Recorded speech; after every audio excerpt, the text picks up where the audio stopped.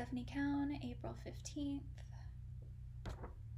All of my talking points and a mnemonic device at the bottom. All right, sorry I look like this. I definitely didn't do my hair this morning.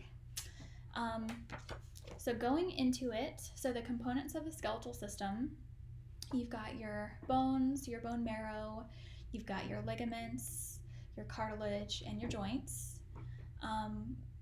Classification of bones, so there are 7 different kinds of bones. You have your sutural bones, you have your pneumatized bones, you have your long bones, your short bones, your irregular bones, your flat bones, and your sesamoid bones. When talking about the skeletal system, there's an axial and an appendicular division.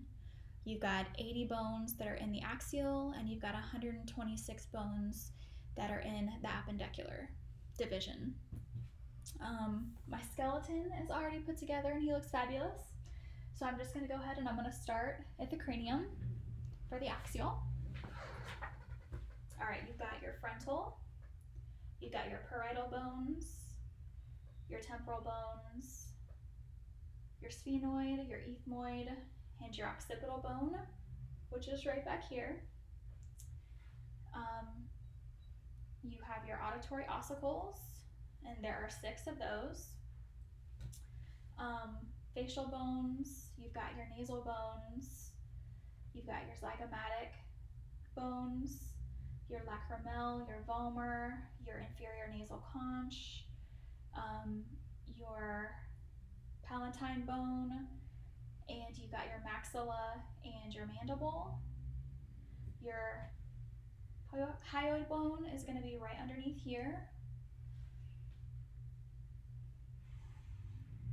Then you've got your vertebrae. You've got your cervical, which is going to be your neck, and there are 7 vertebrae. Your thoracic, which is your mid-back, and there's going to be 12 vertebrae. And then your lumbar, which is your low back, and there's going to be 5 of those. And then you've got your sacrum, you've got your coccyx, and then you've got your sternum right here in the middle. You've got 12 sets of rib bones. The first 7 are going to be true ribs because they connect directly to the sternum.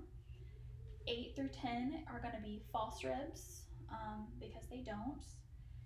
And then your last 2 sets of ribs are going to be floating ribs.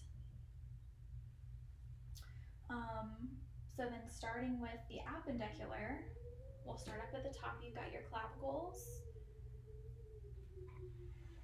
You have both scapulas, and that's the pectoral girdle. Then you have your humerus, your ulna, and your radius. You've got your scaphoid, your lunates, your triquetrum, your pisiform, your trapezium, your trapezoid, your captate, and your hamtate. You've got your metacarpals, and then you've got your proximal, middle, and your distal phalanges on both. Going from there, you've got your hip bones, your ilium, ischium, and your pubis. You have your femur bones that connect to that, your patella, which are your kneecaps. You've got your tibia and your fibia. Then you have your calcaneus, your talus, your cuboid, your cuneiform bones, and your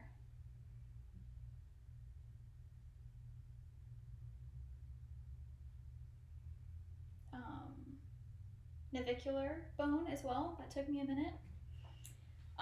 And then you've got your metatarsals, which are right here. And then also on your feet, you have your proximal, your middle, and your distal phalanges on both. So that's that.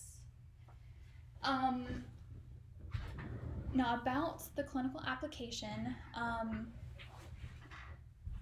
So where I work in an orthopedic and spine practice, and we deal a lot with the bones of the body, joints, that kind of thing.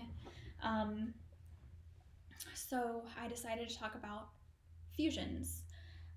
We do a lot of back surgeries, a lot of fusions at where I work. So it's a very common thing that I see. It can be either, an ACDF, it could be an ALIF. And what that is basically when two or more vertebrae get joined together by screws, plates, something like that. So we see that when we have a patient that comes in and they have a really bad herniated disc. We also see that too when a patient has a really bad annular tear, or even when they've had surgery before and they've had a laminectomy, or they've had a implant put in, which is where the disc gets taken out and we put an implant in there to help the bones move a little bit better so they're not bone on bone. Sometimes we have to go and revise that type of surgery also if it doesn't work for the patient. So fusions are definitely not the first thing we want to approach the patient with, but it's definitely better than nothing, having the bones keep degenerating and being bone on bone. Growing together, you have limited mobility.